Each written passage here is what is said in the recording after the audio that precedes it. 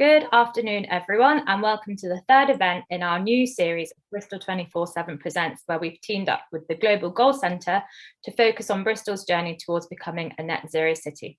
My name's Sophia, and I'm the editorial assistant at Bristol24. So to give you an idea of what's coming up over the next hour and a half, we'll start by sharing a video from our sponsors, TLT, and then a short film discussing today's topic at hand with opinions from business members and other experts and organisations across the city. We'll then go straight into our panel discussion, where there'll be opportunity for you all to send in questions via our chat box to our guests around Bristol's journey towards becoming net zero. First up, let's have a sponsor video from TLT.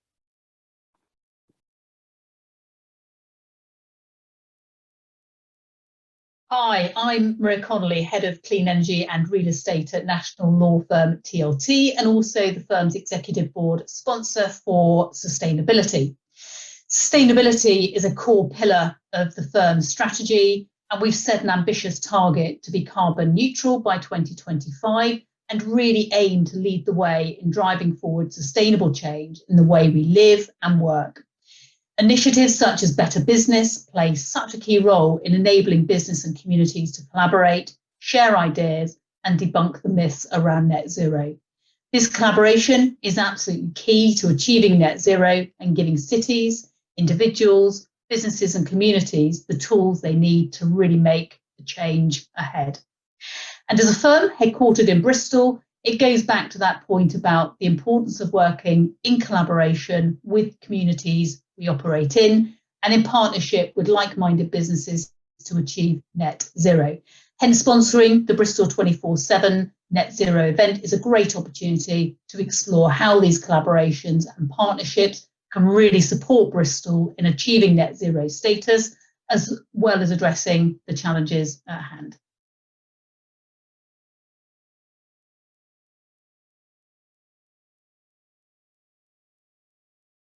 Thank you very much for TLT for sponsoring today's event.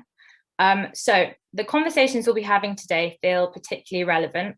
After a summer of widespread flooding, wildfires, and dangerous levels of air pollution across the world, the impact of climate change is clearly intensifying. Back in 2019, Bristol became the first UK city to declare a climate emergency. We're making progress in becoming net zero and climate resilient by the year 2030. Our city's commitment to these goals is a vital step, and we've achieved some key milestones. However, there's still a long way to go. If you have any questions that you'd like to put forward to a panelist today, then you can enter them into the chat box and I'll raise them towards the end of our discussion today. We'd like to take the opportunity to thank our public and business members for supporting independent journalism in Bristol, and to TLT for supporting Bristol 24/7 to host this event.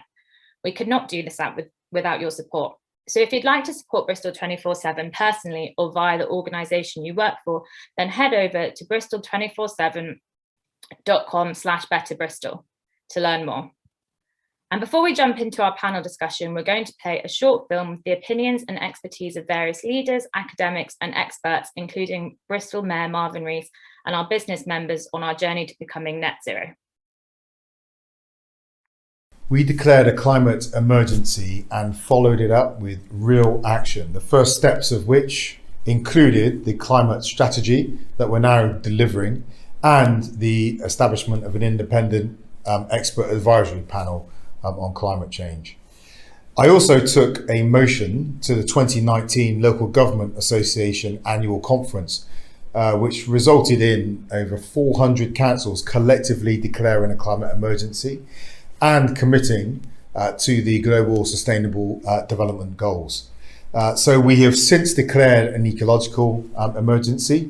Climate and ecology are clearly interdependent, but it is possible to tackle climate change without taking on the ecological emergency and the damage to our ecosystems and loss of nature, which will undermine the work on climate, but will also in and of itself prove an existential threat to us.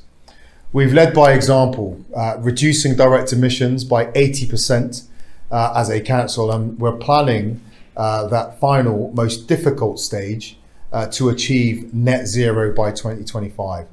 The wider city aimed to reduce emissions by 40% between 2005 and 2020, And we actually delivered a 42% reduction by 2019. We're supporting and challenging businesses and city partners to take action on the climate and ecological emergencies. Bristol City Council will be held accountable for whether we deliver on 2030 or not. That is as read, but by itself cannot deliver success. Our whole One City approach is designed to coordinate action across all of Bristol, so everyone knows what we need to achieve together and can begin planning how we're going to work together to achieve those shared outcomes. For example, our One City climate strategy is not merely another Bristol City Council document.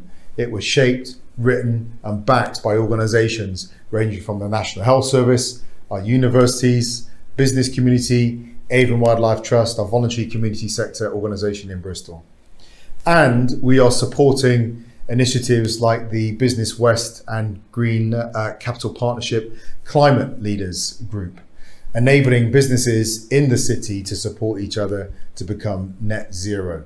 Through this approach, we hope to address the key barriers which Bristol faces on the way to achieving net zero. We set these out in the One City climate strategy, including working with the city, enabling everyone to be part of a just transition, securing the sustained investment needed, and getting every organisation in Bristol to play their part. Crucially, we need a just transition. The cost of tackling climate change cannot be borne by those people, disproportionately borne by those people who have benefited least from our economy in the past and the economic systems that have caused this climate emergency.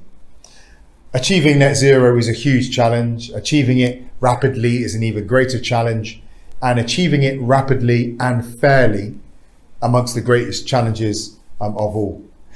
All of this work is interdependent with us continuing to deliver the rest of the Sustainable Development Goals, which is why we so value the SDGs as a framework for city planning and shaping our city outcomes.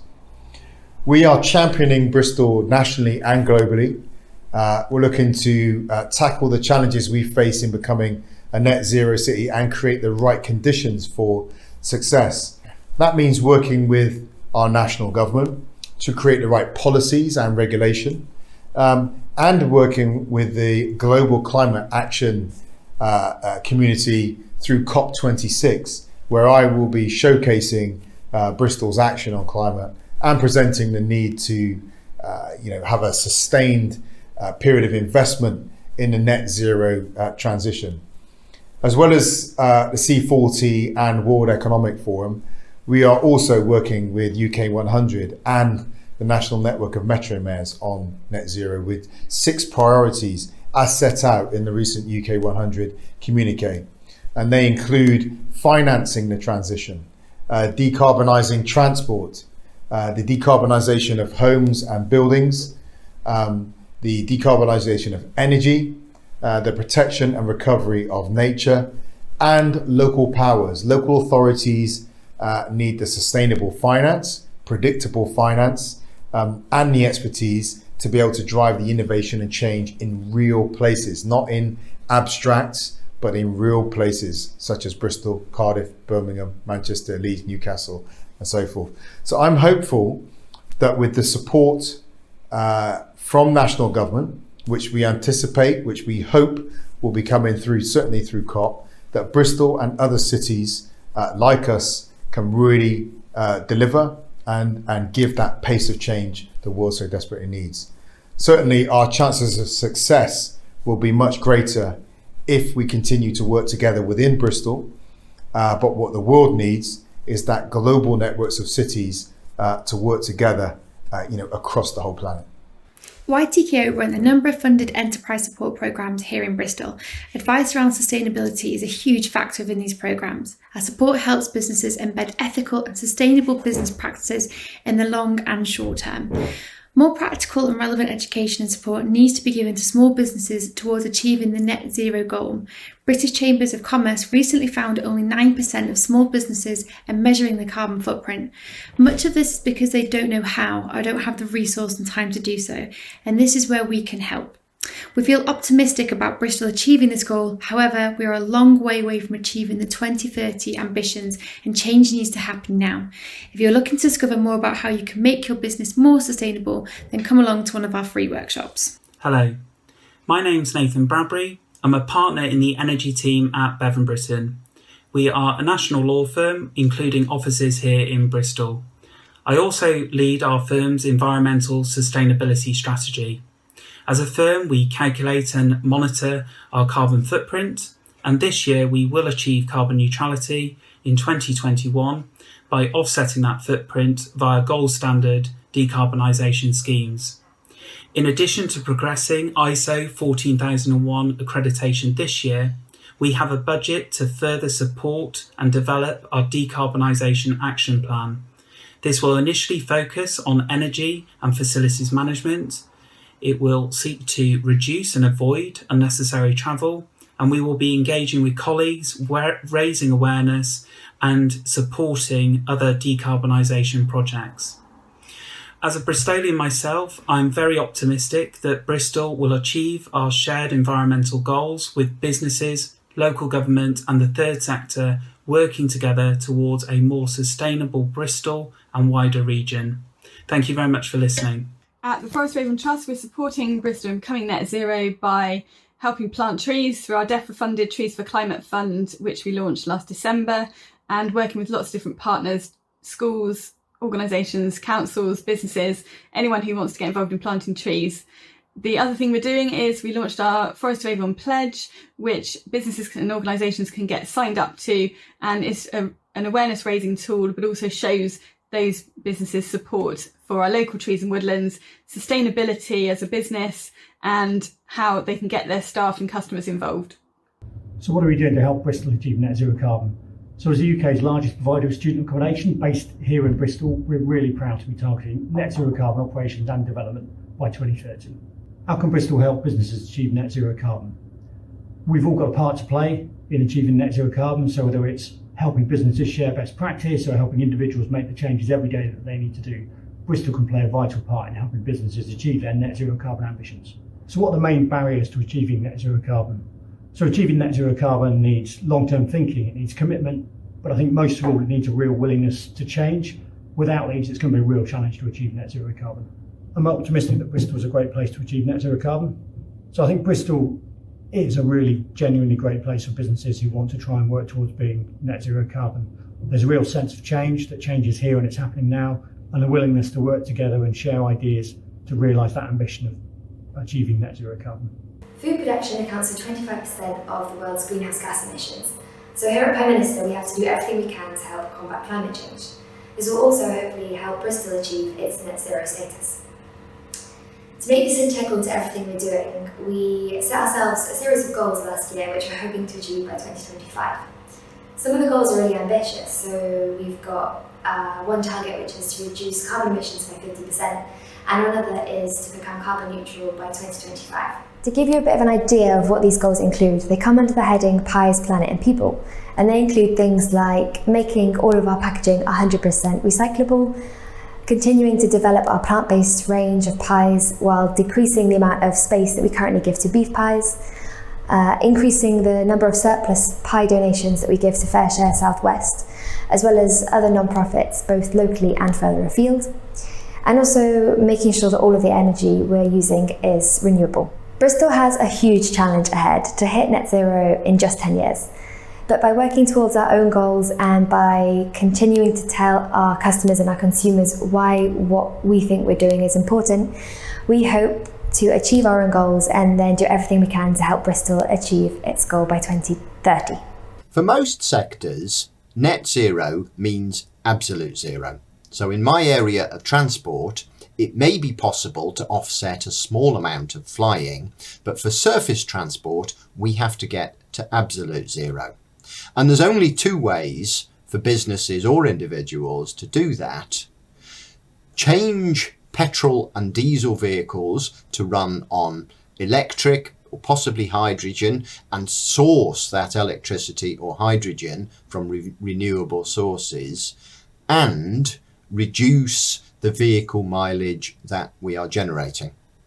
The business community also exercises a lot of political influence. So it's just as important for businesses to support councils when they're doing difficult things like closing roads and pedestrianising, and opposing proposals which actively make the problem worse, like road building and airport expansion. Bristol Green Capital Partnership is a membership network of over 1,000 businesses, organisations and community groups working towards a low-carbon city where everyone can thrive. We are helping Bristol to become net zero by enabling collaboration and information sharing, amplifying voices and best practice, and engaging in decision-making processes. We know that Bristol businesses want to help the city to become net zero, but this is a really challenging goal and they need support to help them make the changes needed. The partnership is aiming to do this through our Climate Action Programme, supporting organisations to reduce their carbon emissions through a range of activities and resources. To achieve net zero, we need radical thinking and fundamental change, and we need to believe it is possible. We also must work together to share learnings and tackle challenges creatively and collectively, and we must ensure that our efforts mend rather than exacerbate existing injustices. Bristol has long been a leader in sustainability, and with its culture of collaboration, innovation and ambition, if anywhere can do it, it's Bristol.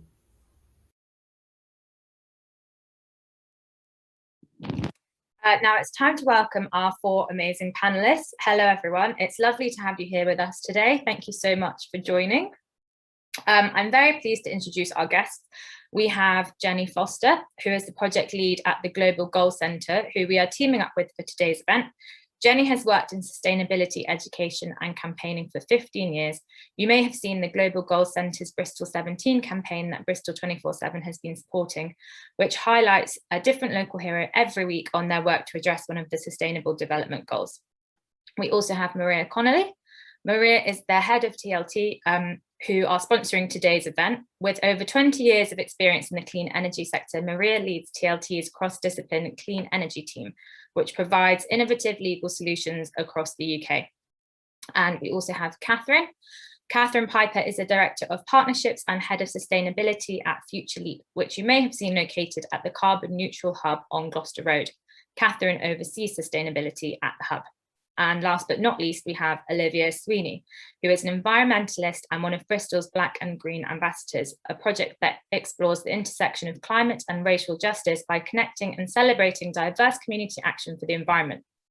She also works as a junior consultant at Resource Futures and was named one of the top 10 100 most influential women in engineering by the Financial Times. So today, the focus of the event is sustainability and Bristol's progress towards becoming net zero. It's something I'm sure we've all been thinking about over the past few years, and perhaps this past summer more than ever. So it's really exciting that we've got 4 experts here today to learn more about how governments, companies and individuals are acting against climate action and working hard to bring about lasting positive change. So a reminder for anyone who would like to ask any questions, you can do so in the chat box. So let's start on a more positive note. Bristol is definitely prioritising sustainability, and it was the first city to declare a climate emergency. We have the One City Plan, which is responding to the rapid and accelerating decline of our natural environment, both locally and globally. Maria, if I could go to you first, do you think that Bristol is a leader in sustainability? I do, and I think we've got a great platform to continue to build on that. A lot of this starts from having the right direction. I think Bristol have demonstrated some really, really good projects which go to the heart of sustainability. So, just looking at some of the schemes which we have had come to the fore in Bristol, the Water Lilies development is a great example. hydro schemes. We were one of the first cities to embrace solar PV rooftop, and a lot going on at the moment in relation to the transition to electric vehicles as well. So really trying to accelerate how, in particular, the clean energy agenda can contribute towards sort of the wider sustainability. So there's plenty that we still need to do, but I think Bristol's really very well placed to drive forward that agenda. Okay, great. And Catherine, what about you? Are you positive about the position that we're currently in as a city? I think there's a lot to be positive about, yeah. As you saw in the video, we were the first city to declare a climate emergency. We've made a commitment as a city to be carbon neutral by 2030. And out of that was established the Environment Board. I sit on the Environment Board, and we've worked towards creating a climate strategy and now working towards how that gets put into action. We've also declared an ecological emergency and devised a strategy related to that. And then, of course, we've got the City Leap initiative that is going to deliver over £1 billion of investment towards Bristol becoming zero carbon. There's a lot of green businesses within the city, us being one of those, but there's a huge amount of energy and enthusiasm for committing towards this target of carbon neutrality by 2030. We've got our local councillors who are on board with it, a lot of green councillors within the city. We recently became Gold Sustainable Food City. You know, there's a lot of activity going on. So yes, I think there's a lot to be proud about. Yeah, definitely. So there are lots of optimistic examples that we can celebrate, I'm sure. This is something that we've seen through the Bristol 17 campaign by the Global Goal Centre. Jenny, could you tell us more about the campaign and how it's celebrating the work of so many individuals and organisations across Bristol? Sure. Well, I think one great thing that the Bristol 17 campaign highlights is how many local community-based organisations are really working to this agenda, as well as, you know, other businesses and obviously Mayor's Office, etc. So it's really great to see that there's a lot of grassroots happening, positivity happening, as well as from the top down. So the Bristol 17 campaign is something that we've run with 17 different community organisations across Bristol. And we invited them to highlight a hero against each of the SDGs, so a goal that was relevant to them. So, for example, Bristol Disability Equality Forum nominated for Goal 3, Health and Wellbeing, African Voices Forum for Goal 10, Reduced Inequalities, Avon Wildlife Trust for Goal 15, Life on Land. So you get the idea of relevant organisation, and they nominated a hero. And the idea of telling these stories was twofold. First of all, to showcase, as I say, a lot of the really positive work that is going on and giving those local community organisations a voice, but also to try to inspire more local people that there's plenty of things that they can do as well in their locality, just being a hero for the goals where they are. A great example of that is for Goal 13, which is climate action. Katie Cross, who set up Pledge Ball, which is a way that football fans can all take a pledge to reduce their carbon in all sorts of different ways, and whether it's reducing meat or not taking a car to a football match. And actually the amount of carbon that can be saved by a whole group of football fans, a whole stadium's worth taking action, is really inspiring. So that's what we wanted to do, is to give people lots and lots of ideas of way that they could engage and different groups that they could get involved with locally as well within Bristol. Yeah, definitely. I've loved seeing the different organisations, and it's been inspiring seeing the different hero every single week doing completely opposite approaches to, you know, similar problems. Olivia, so you're a Black and Green ambassador, and you empower and celebrate diverse leadership and community action on environmental issues in Bristol. Can you tell us how important the intersection of climate and racial justice is, please, and then why it's essential that these two movements are combined? Yes, I definitely can. So I think I'll quickly start by trying to define what climate and racial justice are, because I think they're terms that aren't necessarily used all the time by everyone, but my definitions might not be perfect, so feel free to disagree with me. So I would say that climate justice is acknowledging that climate change is about social and economic and health things. It's a political and ethical issue. It's not just one of nature and science. So climate justice is about centering humans or humanity at the centre of the climate movement. And then racial justice is about systematic, fair treatment of people of all races regardless. So it's about creating a system that allows everyone to live up to their full potential in life, regardless of race, ethnicity, or community. So I think it's key that these two ideas work together, because the green future I want to live in, or the whatever new sustainable future we build, I want it to be better than what it is today. If you don't centre Black and brown voices or other marginalised voices in discussions around climate change and climate justice, we're going to be in exactly the same situation we're in now, which I would say is not fair, is not equal. But we're just going to have solar panels on our roofs, or we're going to be able to drive electric cars. And I think we should use this opportunity. If we're going to change, why not change in a way that works well for everyone and makes the situation better? The impacts of climate change are already being felt disproportionately by communities of colour and other marginalised groups around the world.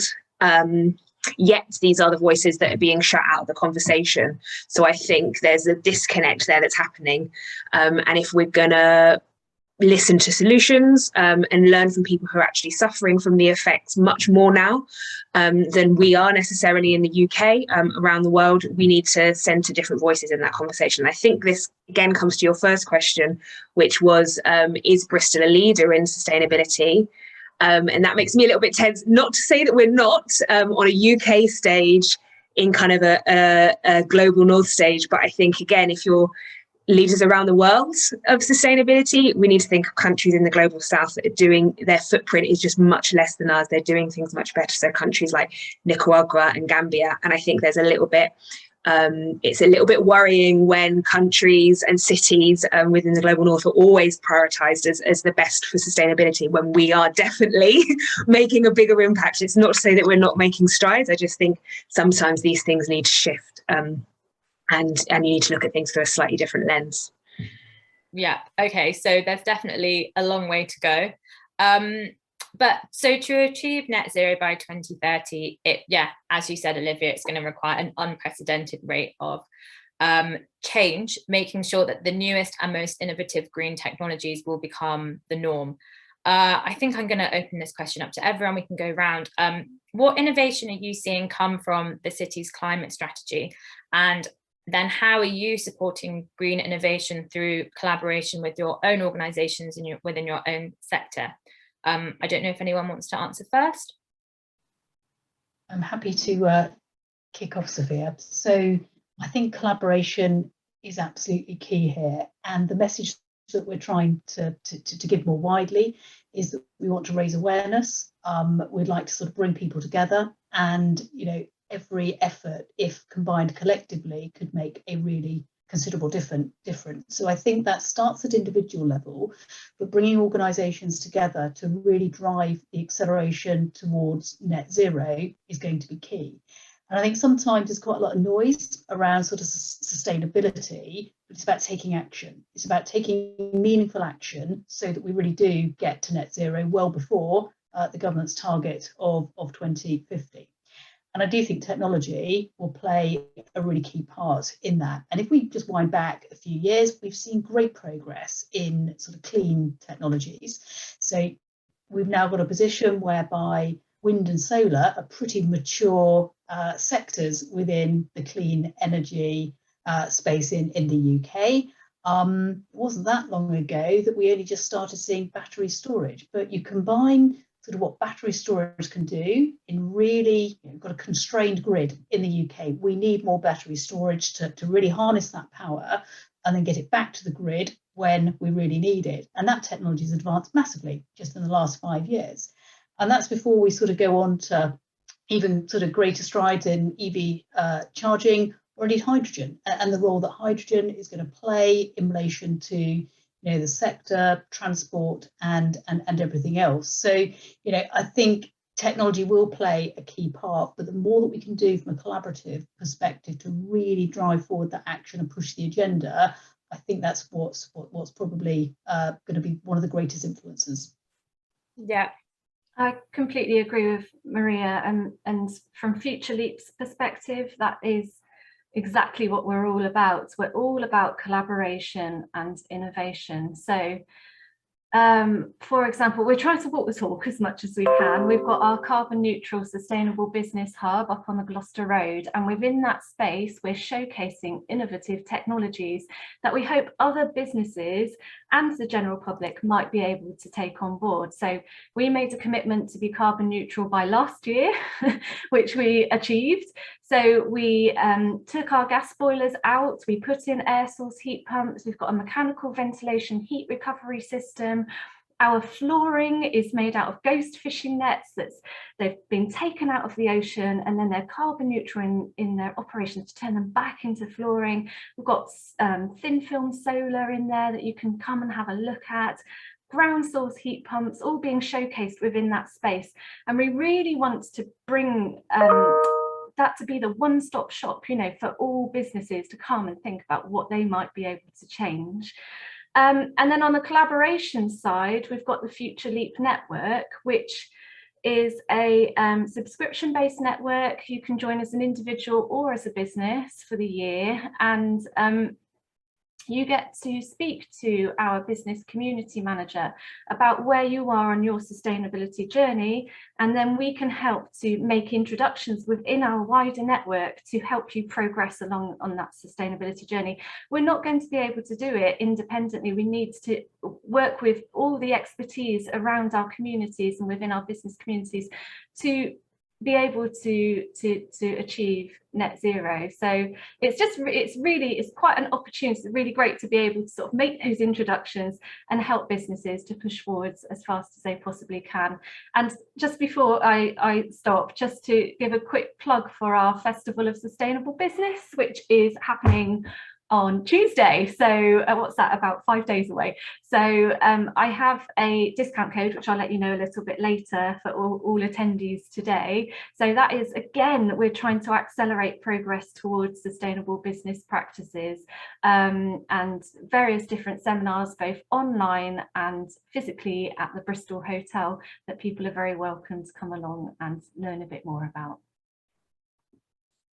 Can I add to that, Sophia, just to say that I think, everything that Maria and Catherine has said is absolutely right. There's a lot of innovation, there's a lot of progress being made, but there's no question that we've got to speed up hugely.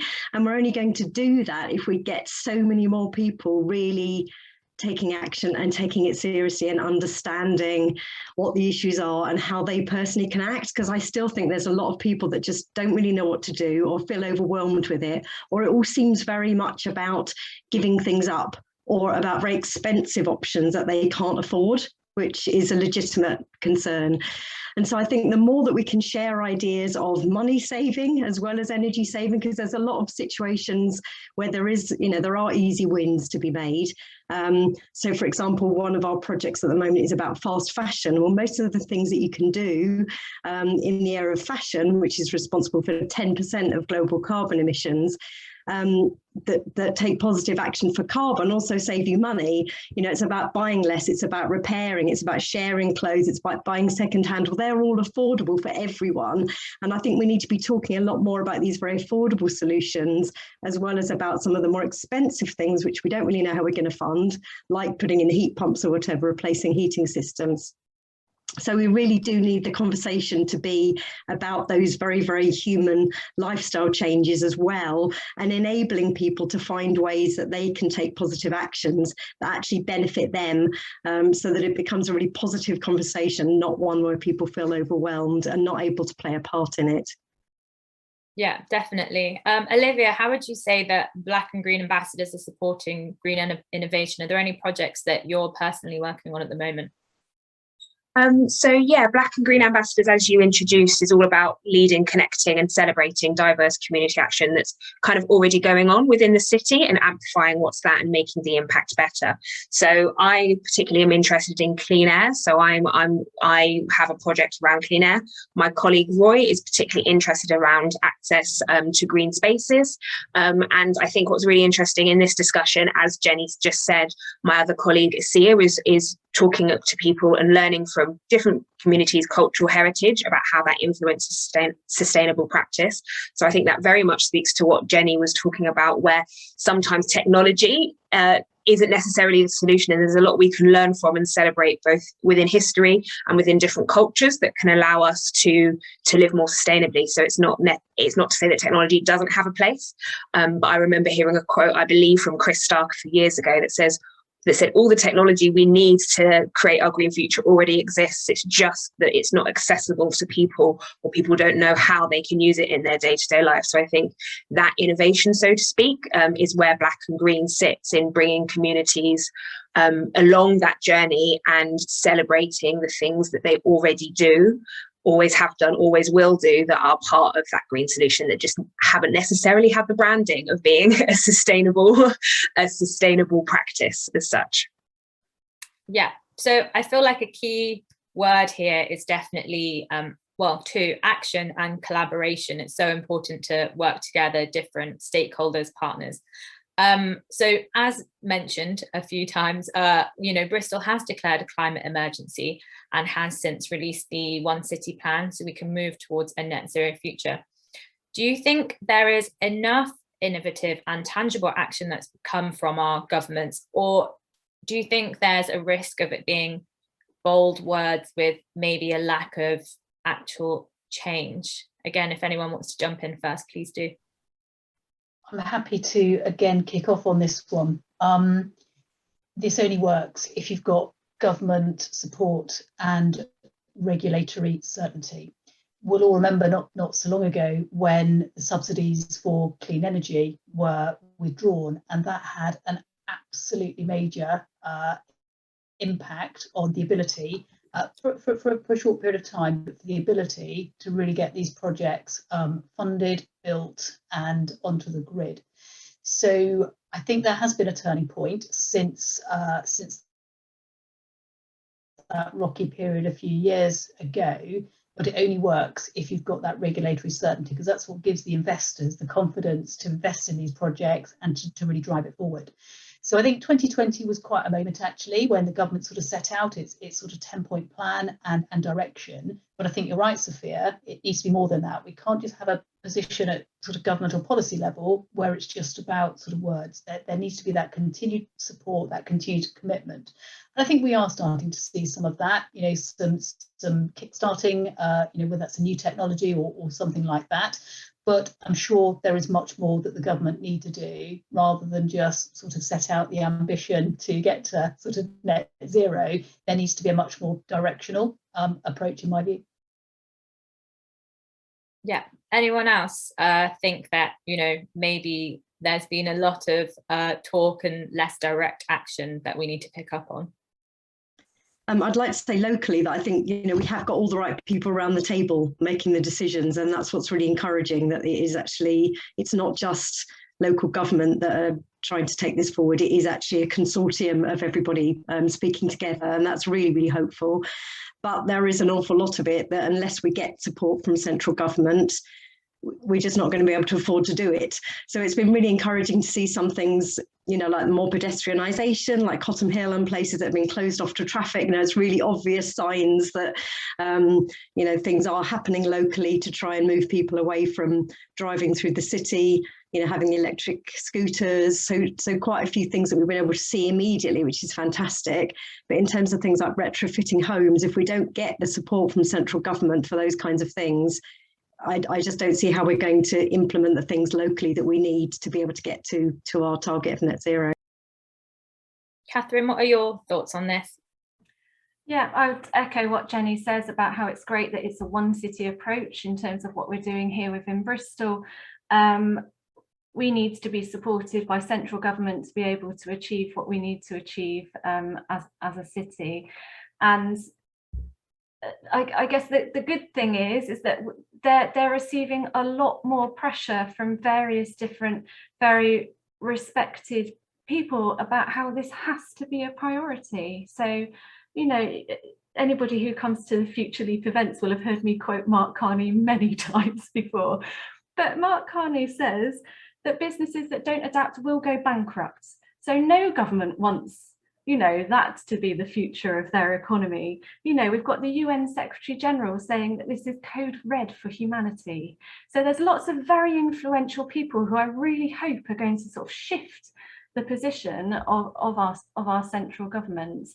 And then on a more local level, we've got to do all we can to get that message out there, sort of to the grassroots communities. We need a huge public awareness campaign so everybody's on board and feels like, you know, this is part of everybody's journey. And like Jenny was saying earlier, it doesn't have to be negative and like you're lacking or giving up anything. It can be a really positive experience, but we need everybody to understand that. So I think events like this today with Bristol 24/7 are key. You know, the fact that we're getting out there to a wider audience. So yeah, just a huge thanks to you really, Sophia. Well, thank you for all joining. Olivia, is there anything you'd like to add on this point? Not particularly. I think I would echo what has been said. I think there's the balance there. It's definitely climate action, climate justice, climate change is much more central on everyone's agenda, I think, than it was 5 or 10 years ago. And that's a great step because without awareness, the action can't take place. So we've definitely taken that first step in the right direction.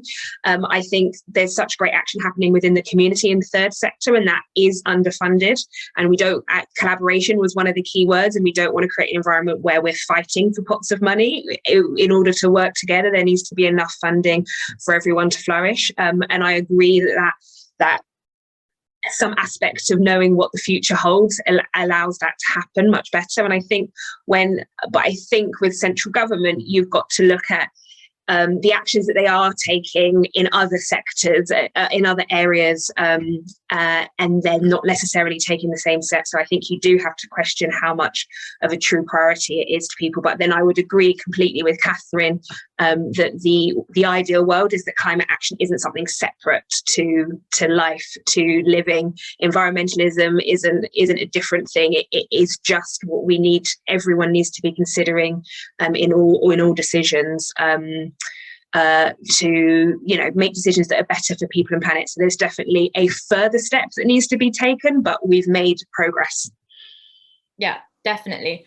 We've had a comment that from Nico Powell, who wants us to mention, and I think it's a suitable time. I don't know if you're aware of the M32 maple trees. There's been a campaign where, I think the council is chopping them down to make space for redevelopment, new offices, new office blocks. So I just wanted to hear your thoughts and opinions on this, and for people who, might feel really passionately about this being an example of how Bristol isn't taking, sustainability too seriously.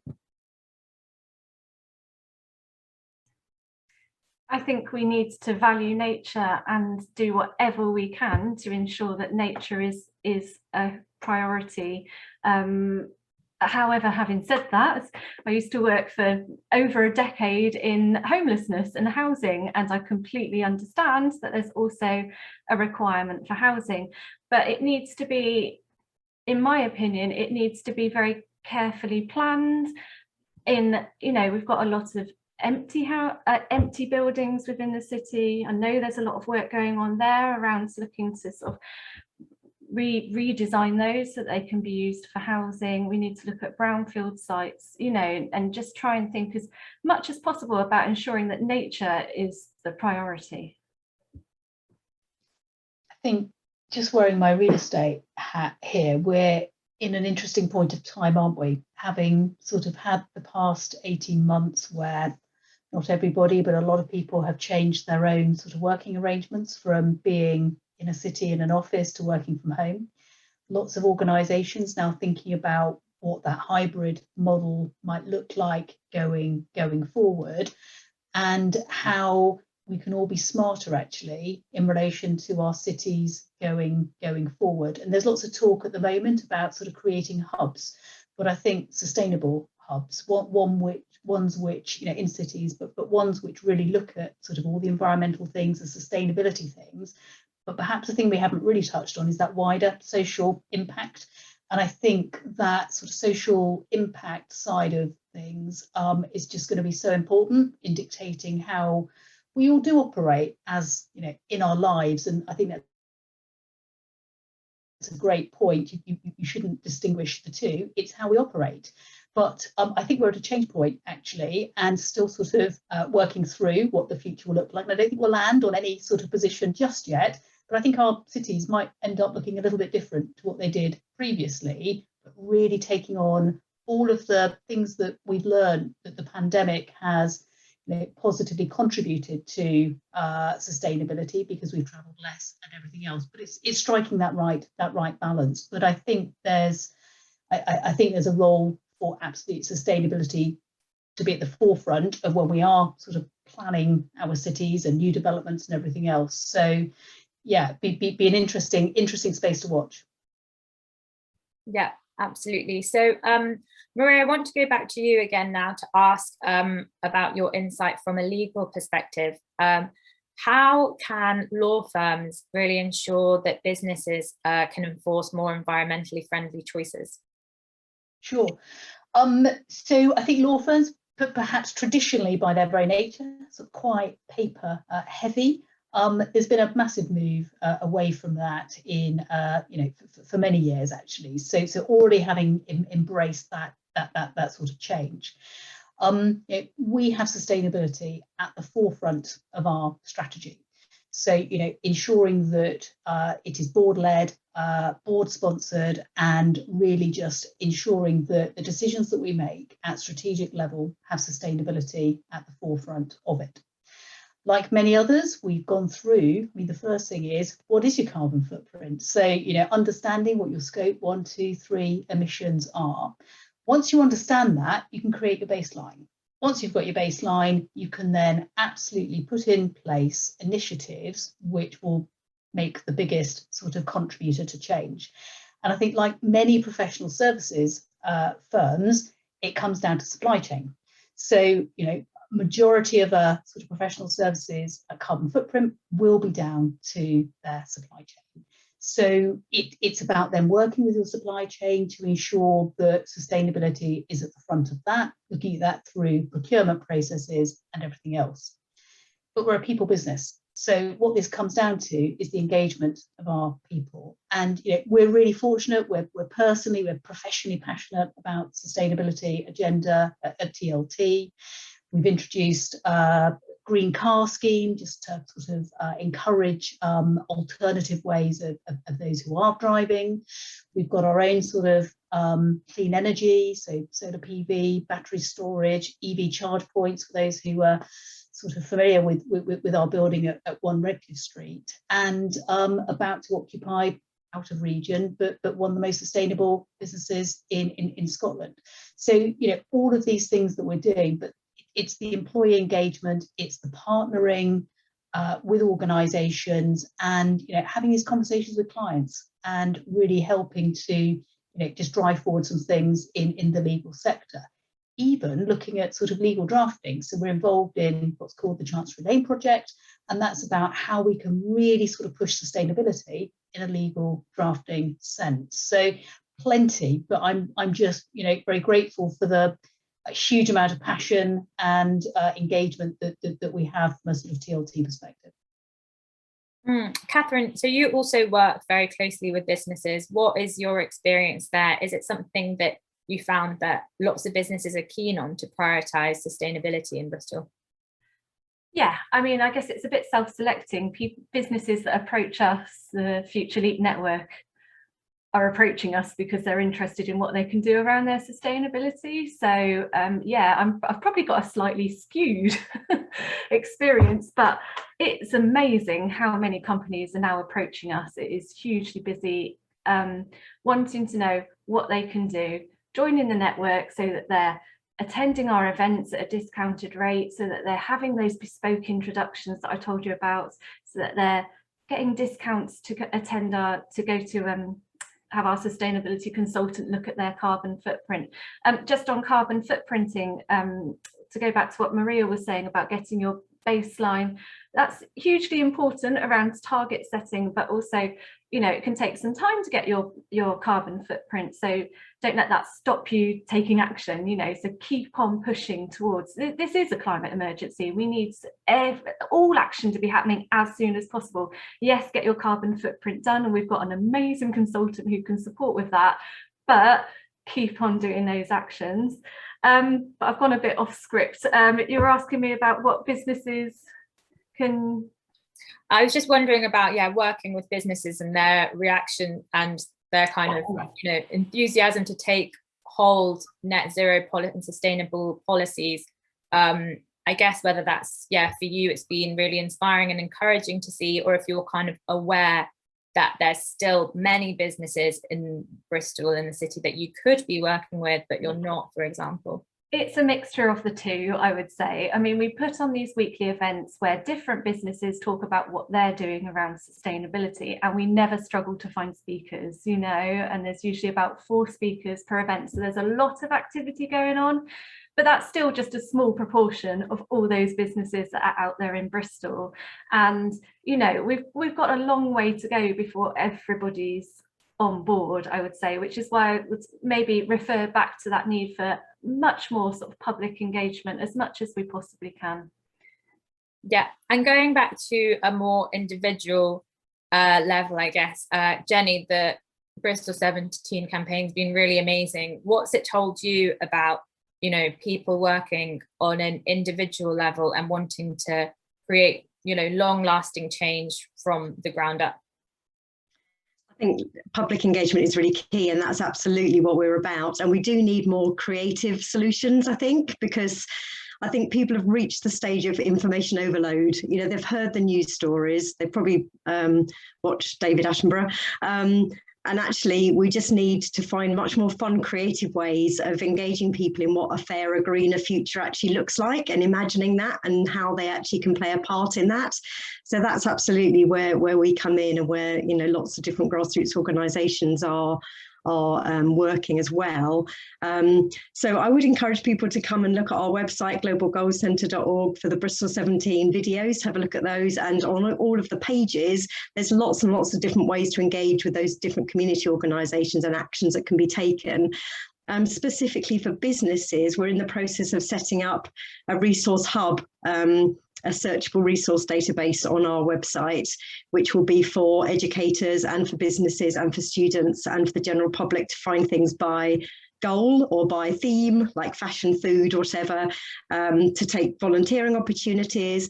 So all sorts of ways that businesses can actually put the goals into action within their business using toolkits. And I would also say it's just great if you can possibly try and engage as many of your staff as possible with this. Don't just have one green ambassador. You know, I'm not saying there can't be somebody leading it, but you really do need everybody to get on board. And everybody's usually got a voice in this space. Everybody's got some sort of enthusiasm, whether it's about gardening or about bees or about mending or whatever it is. People will have things that they can contribute. Speak to your cleaners, you know, what equipment are they using? How can they help to contribute to this? Everybody needs to be a part of this, and make sure everybody has got a voice, and show them the role that they can play.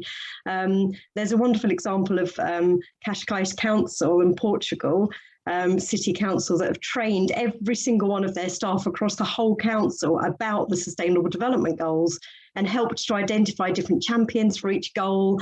And they found people across all different strata of the council who've been really, really keen and come up with some fantastic ideas. So within your staff team, however big or small it is, there's going to be people that have got great ideas, and you can use those in your business to reduce your carbon, become more green, help meet the goal is to become fairer and greener. So I would just encourage you to reach out. Don't sort of feel, oh, you know, I can't do all of this on my own. You don't need to. Get everybody involved in it. It really is something that we need every single person to be playing their part. Yeah, this links perfectly to a question that's come in from John Morgan. So perhaps we can go to someone else to answer. But John asks, how do we persuade our employers to adopt a net zero target and actually start delivering change in heating, energy, transport, etc.?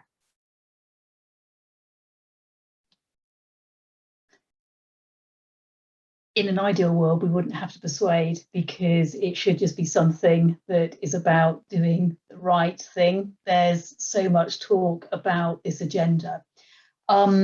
Some sectors will find themselves having potentially to do this from a sort of compulsory perspective, when you're having to sort of look at sort of compulsory disclosures, that sort of thing. I think that is the way in which the sector is going. You're going to have to be a little bit more open around your sort of carbon footprint.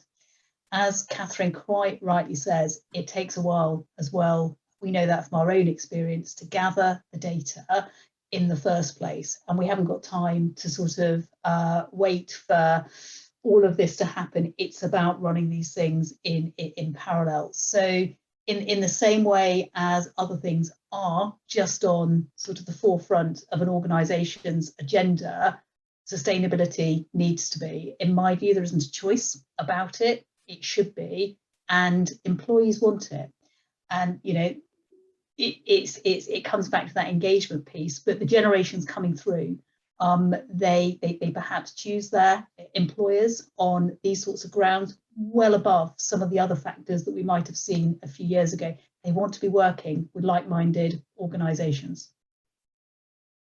Yeah, absolutely. So we've had another question come in, and it's saying, you know, quite rightly, we've been discussing a lot of really positive things going on and the amazing collaboration we've seen in Bristol. But what would you all as a panel comment on the decisions that are taking us maybe in the wrong direction? So for example, the airport expansion, you know, we've all seen the headlines in the news recently. And the question is, isn't it time for vested interest to be challenged and more commitment to making a just transition to the job skills and business sectors of the future? I might go round and have all of your opinion on this one. It's such an important topic, isn't it? We need to address the carbon emissions associated with flights. And personally, I don't fly anymore, and until there is a low carbon option for flying, I won't fly anymore. And I've had some amazing journeys abroad overland, and it's been brilliant, so I highly recommend that. But yeah, I think Future Leap would like to support the airports to decarbonise, you know, to support it. I don't think it's useful to see sort of the airport expansion as the enemy in this situation. We need to help educate and inform and help them sort of support as much as we can to help with that decarbonisation process. So it is a tricky one, but I think that's where we could support. Yeah. Olivia, what do you reckon on this? Do I reckon on this?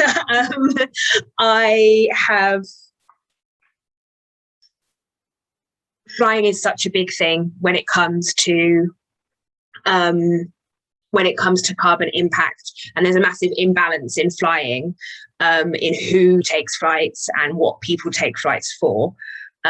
So I think that's got to be understood. I think there's a lot around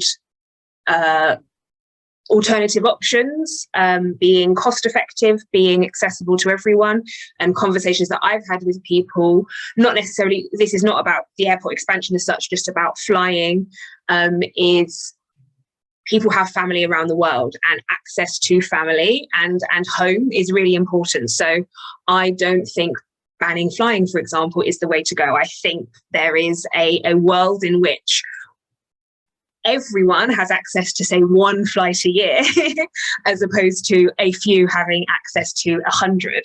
I think there's a balance. And I'm not talking about the airport expansion specifically, I'm talking about flying as a whole. And then I also think the other piece of that was talking about vested interest and skills and jobs. And I think skills and jobs is absolutely vital. Friends of the Earth recently released a report that shows how the green jobs market could be embraced to help tackle so many problems with unemployment, low employment rates, particularly within the under 25s, 16 to 25, and how that can be used to solve so many problems and allow different communities access to different sectors, to stable jobs, to education, and to jobs of the future. I think there's a training issue here and an education issue here where still, broadly speaking, within our education system, we're being trained for jobs that are either obsolete now, will be obsolete in a few years' time, and people don't have the skills to be able to adapt. And as has been said before, when we have the money to install all our ground source heat pumps, where are the people to be able to do that? Where are the skills to be able to get that done? So I think particularly with green skills, green jobs, I'd like it to be a world where all jobs are green jobs and we don't have to identify the difference. And I think that is true. Any job can be a green job, but there is such a unique opportunity to address so many issues around inequality with allowing access to education and green skills and jobs for everyone. Yeah. Jenny or Maria, do you have any comments either on things that are taking us in the wrong direction, for example, the airport expansion, or, you know, as a city, our commitment to greener jobs, skills, and business sectors of the future? Sure, I'll give a personal rather than a firm view on this one. You know, for the reasons that Catherine and Olivia have mentioned, it's a tricky one. Transport is a huge contributor, but it is also necessary for all of the reasons that have been explained. For me, it's about looking at things in the round. We know that in order to achieve net zero, as organisations or as UK, there will need to be an element of offsetting, but offsetting in the right way. And I think, you know, if organisations are having to sort of look at their carbon footprint, the first priority should be to reduce carbon and take action. That has to be the priority. But I think, you know, there's a recognition that there's some other great things that could be done, you know, in the agricultural sector. You know, Belmont Estate, absolute, you know, doing the right thing in terms of rewilding, biodiversity, and, you know, planting trees just outside of Bristol. It is fantastic, but we have to look at it in the round, because things won't stop, because as Olivia says, people will need to travel for personal, professional reasons. But I think if the priority is decarbonisation, let's get that right, but then just look at the other things in the round. Yeah, thank you. Jenny, did you have anything to add? I think the only thing I'd add is that we all just need, both as businesses and as individuals, really, to put the full value onto things. So I guess flying is a sort of key thing. We can't live in a world where we have very cheap food, very cheap clothing, very cheap flights. You know, it doesn't reflect the true cost. So it is that holistic piece that Maria was talking about. We need to actually properly cost things that are done right, taking into account impacts on nature, carbon, the community, properly valuing the workforce, etc., etc. And so taking that holistic view will actually give a proper value to things, which will then enable us to make better informed decisions. Yeah. So summarising the conversation so far, we know that you know, we're all relying on engagement and collaboration at all levels. How can people who are watching now increase their own personal climate action momentum? How can they collaborate or hold decision makers accountable? What advice would you give to the people watching this now? We can start off with Catherine. So engage in the conversations, join your local climate action group. There's many different climate action groups throughout Bristol. So get in touch with Bristol Energy Network. They'll let you know which your local one is and what you might be able to get involved in that respect.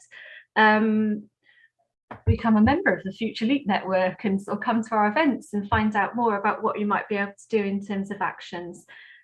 Switch to a renewable energy provider. That's a quick and easy one. Costs are not that different between sort of the non-renewable and the renewable tariffs now, so worth considering sort of switching to a renewable energy provider. Make your voice heard by speaking to your MP. There are many really good petitions that you can, basically the letter's been written for you and you can just sign your name at the bottom, and so it won't be too sort of time intensive, but really make it known to your MP that this matters, and I guess the big one is you've got a huge amount of sort of, I think as an individual you have a huge amount of power in respect to how you spend your money and where you choose, you sort of vote with your purse in effect. So, eat those Prime Minister pies because you know that they're doing what they can around sustainability. Sort of think about where you want to spend your money, and is your money doing good, as much good as it possibly can. And really sort of, I've come to a point now with each of my purchases where I'm really sort of evaluating, okay, is this necessary? And is it going to do any good? So I really think that has such an impact, and we don't necessarily recognise it because we're just one person. But in actual fact, if we were all doing it, all of the purchases that we make, they are analysed, and that will make change sort of from the ground up. So yeah, that's oh, and just, I said at the start that I was going to let people know the discount code for the Festival of Sustainable Business, so I ought to do that. So that's our big event of the year, where we speak about all of these sustainability actions that you might be able to take in your lives, and that's happening next Tuesday on Zero Emissions Day. And for those of you who've joined today, we've generated a discount code which is 1City10, 1City10. All right, so the numbers as opposed to the word 10. So 1City10, and that will get you a 10% discount to come along to the Festival of Sustainable Business. Perfect. Everyone can sign up and go on Tuesday. Olivia, what advice would you give to people watching this today in terms of climate action and increasing momentum? So the advice I would give, obviously, as I've been saying, I'm all about inequality and justice within that. So I think I would always think about centering people as well as planet with all the decisions. We want to make life better, as well as making life regenerative and less impactful. So I think I would just take that step. Something I always do is ask why 5 times for things, to try and get to the root cause of stuff and understand the wider impact. I think there is a lot about education within that piece, but I also think the action, there's a balance between the individual and the systematic action. So I think, as has been said previously, we don't want to sit in a place of guilt or sacrifice all the time around things. So whatever change you can make with your sphere of influence is enough, and that is something. So I think it's bearing that in mind. So may it be something like turning the tap off when you brush your teeth. If that's all you can manage for right now, that is enough for now. But also take the time to read up or engage or talk to your neighbour about that as well, because I think if you have a personal connection with someone and you have that conversation directly with them, and that's what Black and Green is about. Me as a dual heritage woman talking to someone is different to someone like Boris Johnson telling you to do something. So if your neighbour tells you, oh, I found out about this energy scheme where you can insulate your home to reduce your energy bills, that's much more likely to have resonance than if someone else said. So I think there's a lot of power there. And coming up in the next few months is COP26, which is a massive thing for the environmental movement, massive. for the traditional political environmental movement, it's a big point. So there'll be a lot of information out there and a lot of global political action. So that's a great time within the next month, 6 weeks, 2 months, to kind of just learn and absorb and see what's going on out there. So make the most of this next few months, because there'll be a lot of stuff coming at you. Yeah, thank you, Jenny. What about you? I know that you definitely have lots you can recommend, especially with all the organisations that have been on offer through the Bristol 17 campaign. Absolutely. So I think totally building on what Olivia said about being an ambassador where you are, you know, we all have those spheres of influence. So, you know, yes, within your workplace, but also within a choir that you might be a member of, or, you know, your neighbourhood chat group that you set up during COVID, you know, share great ideas, talk to them about whether you can do something as a street or whatever. There's all kinds of things that we can do to get involved locally. And we just work so much better when we're working collaboratively as well. And it just encourages us to do more. So we might be doing something, but then if our neighbour's doing something else, I might think, oh, we could do that as well. And that's how it builds, really. We can share those ideas together. So I think that's one key part of it. And the other thing is just get inspired about it. There's so much of the narrative that is really doom and gloom, and that does not inspire us, that does not motivate us. Be part of those groups that are telling the good news stories, because we're going to hear all the bad news as well, you can guarantee that. So sign up for positive news, join the positive business networks like Future Leap or whatever. Business West is very good at the moment. And on a personal level, you know, make sure you're tuning into those good stories. So, you know, follow us, Bristol 17 campaign, look on the Global Goals Centre website for all those different community groups that you can get involved with. So make sure that you're thinking positively yourself, and that will emanate out, you know, both in your workplace and in your own personal life. As Olivia said, it's not a place of guilt. It should be a place of feeling positive about what we can achieve to make a greener future. So hopefully this event has been a bit of a spark for that, but let's keep that spark going and make it burn brighter. Yeah, absolutely. And Maria, could I finish with you on this question, please? Sure. I think it's mostly been said, but have sustainability, social impact as a key part of your makeup, as part of your strategy. It then means it's led from the top. Employees, really get employees engaged. They've got some great initiatives, great ideas, and, you know, building on that, I think, will turn into some great meaningful action.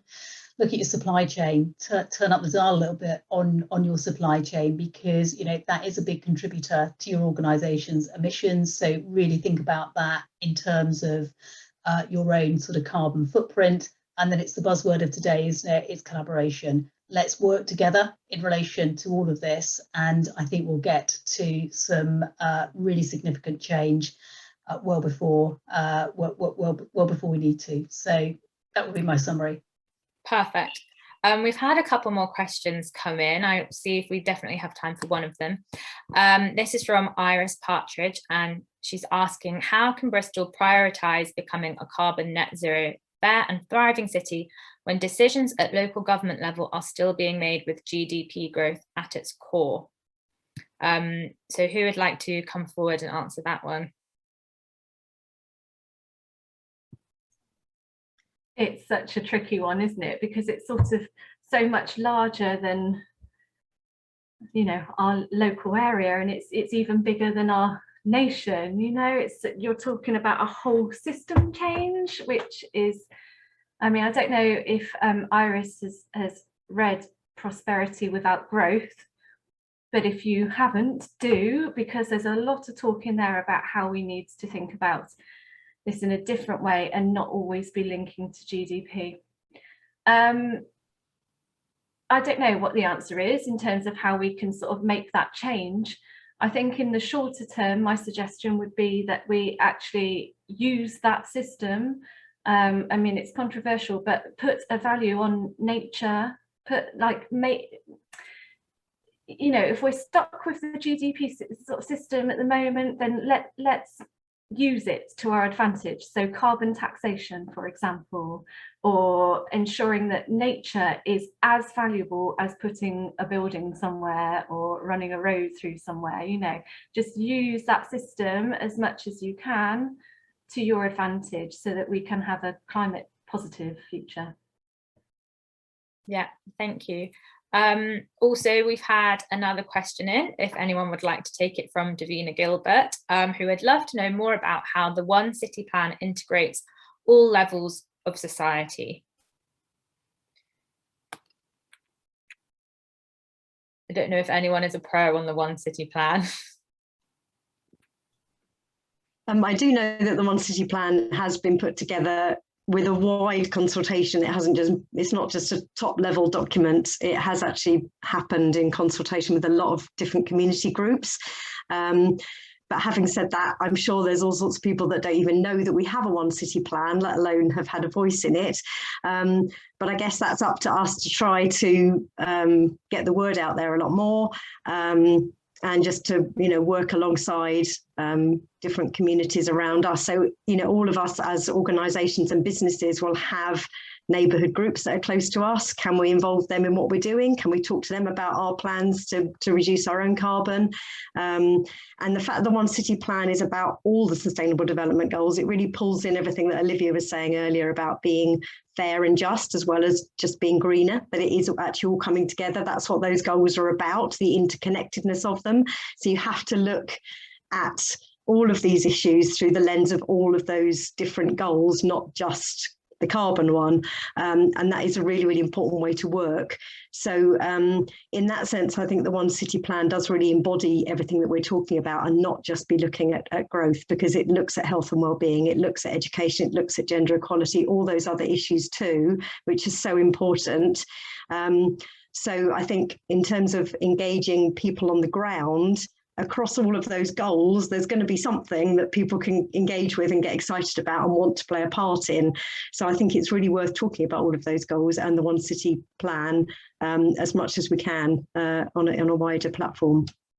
Yeah, so we are coming to the end of the time we have scheduled, but I'm going to ask one last question. You can be totally honest. Are you optimistic about our target of achieving net zero by 2030? Who wants to go first? I'll go first if that's okay. Yeah. I am. Net zero is a lot. I think we can't underestimate what net zero means. And 2030 is only 9 years away, so it's close. So I think it's not unachievable right now, but this time next year, if we haven't made any progress, every second, you know, it slips further and further away. I think for all the reasons that we've discussed throughout this whole time, Bristol is well placed in a lot of ways to make sure that this does happen, but it doesn't happen in isolation. And what I fear a little bit with Bristol, and I know I've been talking a lot about celebrating and amplifying and positivity, but that can't lead to complacency. And Bristol can't think, and I think it's had a habit of doing this in the past and certain circles. It can be insular. It can't think, well, we've got sustainability, we're the green city, we'll be fine. I think we can't let that lead to complacency. So I think I wouldn't say I'm optimistic, I'd say I'm cautiously realistic, but I'm not negative about it. I definitely think there is the possibility of reaching net zero by 2030, but ask me again this time next year and I might have a different answer. Okay, anyone else? Jenny, how are you feeling about the goal we have of net zero by 2030? I really echo where Olivia's at. Actually, I'm cautiously optimistic. Let's put it that way. I think it is possible, but not if we just carry on the way that we are. I don't think we're on a kind of natural trajectory to reach it. We're absolutely not. We're kind of like that, and we need to do that. So that's why we've got to have so many more people doing more, playing a more active role, really seriously taking it on board. we have it's very easy when you're in our kind of organisation to be in a bit of a Bristol bubble and think, like Olivia said, oh, everyone's on board with it, aren't they? Everyone's doing their bit, but they're not. And there's a lot more that we need to do. So we really have got to accelerate. We've really got to move on with this at all sorts of different levels of society, from the individual behaviour change through to businesses playing their part, all different community organisations and government all coming. We've all got to really up our game. So let's take the challenge on in a positive way, but we have got to do more, or we're not going to reach it. Yeah, Catherine, what are you thinking about the goal? It's going to be a challenge. So if we look at our carbon emissions in the UK during COVID, and the impact of that, the fact that, there was, everything shut down, didn't it, for a number of months. And yet, for the year's emissions, there was a decrease, I think it was 17%, I read somewhere. So, we're looking at getting to zero carbon. We've got a long way to go. We need to do as much as we can, as fast as we can. And on the other side, in COVID, we have seen how quickly we can transition to other ways of doing business, to other ways of living our lives. And so that, in a way, gives me some hope that we might be able to make those changes that are necessary. Yeah, Maria. We're going to do it. We're absolutely going to get there by 2030 because we have to. And it's about having these conversations now. There's a lot to do, but yeah, we're going to do it, Sophia. Great. I'll hold you to that, Maria. Thank you. Well, I think we're running out of time. So I'd like to say a huge thank you to all of our panelists who joined us today. All of your, insight, your tips, everything was really helpful. And I love, the positive attitude to where we're at, where we're going. So thank you, everyone. Thank you, panelists. Thank you, everyone who was watching and worked on this event today. If you enjoyed today, please make sure you keep an eye out for our future Bristol24 Presents events. The next one will look at improving diversity across Bristol's boardrooms. We're going to finish with a video from Better Business members across the city. So before we go into that, I want to say enjoy the video. Thank you so much for listening, and we'll see you at our next event.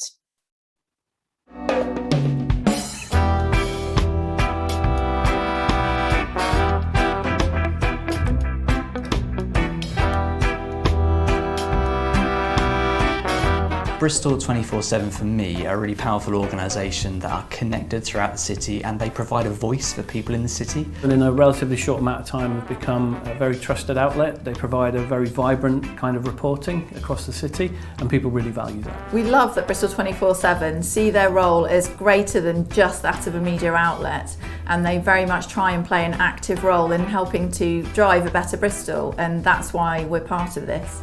Bristol is a really vibrant city, but it's also really full of inequalities, and so we joined the initiative because it's one way of helping to work with other organisations to change that.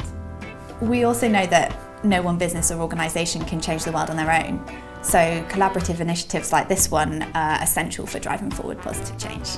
The Better Business initiative helps us to make connections within our communities, work with organisations that share our values, and connect with the type of people that we want to work with within our communities.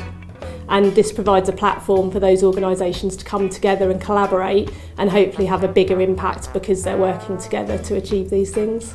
Gives us as SW an opportunity to give back, working alongside like-minded businesses.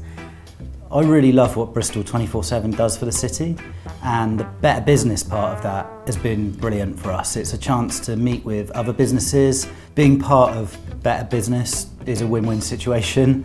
It's great in that we can contribute to the city, but it's also great for our business. Wildfire has definitely benefited from being part of the initiative in terms of the networking. We can learn from other companies. We do get involved. It's a very sort of for the people organisation, and again that fits the whole culture of my firm and what I was trying to create and who I was trying to help, so it seemed like the perfect fit. They champion new projects, collective action, and bring together all those different stakeholders, businesses, charities and civil organisations too. I think the Better Business Initiative is a great way of bringing together organisations and individuals that share a goal of making Bristol a great place to live, work and study. It's a really fantastic community of local businesses who come together to support the local city. So we think it's a great opportunity to learn about different practices, how we can improve and continuously develop our strategy and keep on progressing. We really love that what they give to the community, and we really wanted to be a part of it because it's fantastic.